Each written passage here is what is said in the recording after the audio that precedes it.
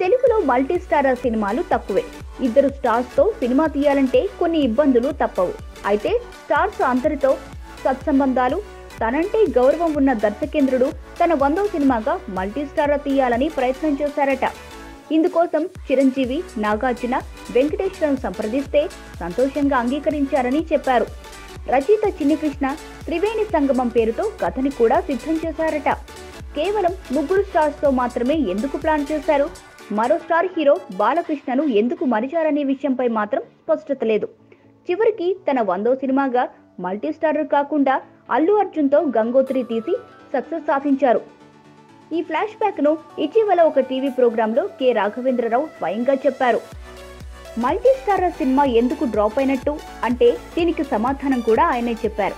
Multi starrer అనగానే హీరోలందరికీ తగిన న్యాయం జరగాలి, పాటలు పంచాలి, డ్రెస్సుల విషయంలో, హీరోయిన్ల విషయంలో తేడా రావద్దు. ఇలాంటి రిస్క్ చేయడం ఎందుకని 100వ సినిమా నిర్మాతల్లో ఒకరైన అశ్విని దత్ సంశయం వ్యక్తం చేయడంతో డ్రాప్ అయ్యారట. ఈ కారణంగా అల్లు అర్జున్ తెరపైకి వచ్చాడు.